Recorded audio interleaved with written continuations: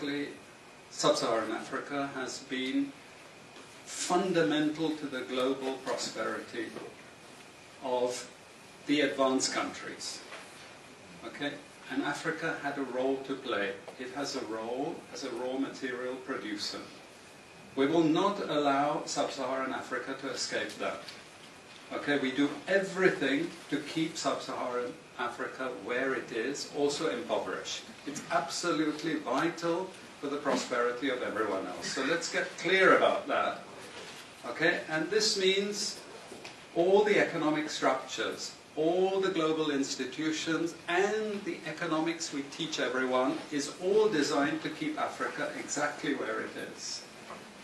And whether it is Europe or US or now China, it's always the same.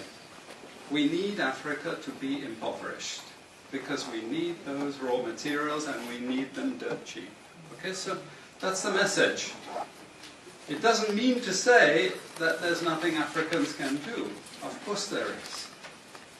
Okay, but this is the opposition that they're fighting. This is what it's about. Because if Africa does do something different, I assure you living standards of all those in Europe and North America and Asia is going to fall. Okay? And that is a big price to pay. I assure you that the West is not going to allow that without a big fight. Okay, so this is what it's fundamentally about. What I want to show you is how these structures are operating. It's just 20 minutes, so we can't do very much, but just to give you a little bit of an idea. And why I keep the ideology part there is because we are part of the producers of ideology. At universities and academic institutions, we are complicit in this whole enterprise. Okay, so the job of many Western academics is to convince Africans they have to keep doing what they're doing. Okay? And to show them it's your fault that you're poor. It's not our fault. It's your fault that you're poor. You know? So this is what we do in academic institutions, and I want to show that as well. Let me just start. This is what it's basically about, so you know what it's about. But I want to just show you the extent to which Africa is specializing in the production of raw materials and basic agricultural goods. We know the basic forces that have caused this underdevelopment. We know it's colonization. I will not discuss that very much because my colleague speaker is going to go into some aspects of this. But I do want to discuss the global economic structures, the global financial institutions, and economic ideology, briefly, to give you a flavor of those. Let me start with this. You can't really see it so easily, but if those of you who are interested, you want the PowerPoint, I'm sure we can make it available to you. But the thing that you really need to see is the top line. Okay? And the extent of dependency is captured by this statistic at the top. Okay? And you compare it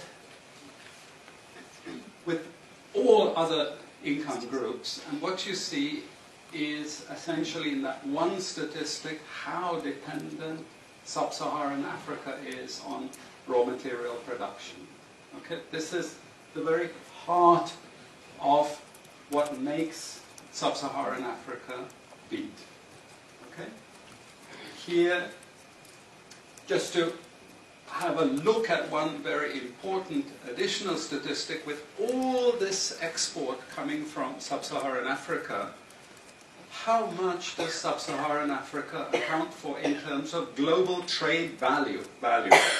We know there are vast resources coming from there, but look at the bottom line in terms of global trade value. Look at that. 0.5%, 1975, 0.95%, going down to 0.1.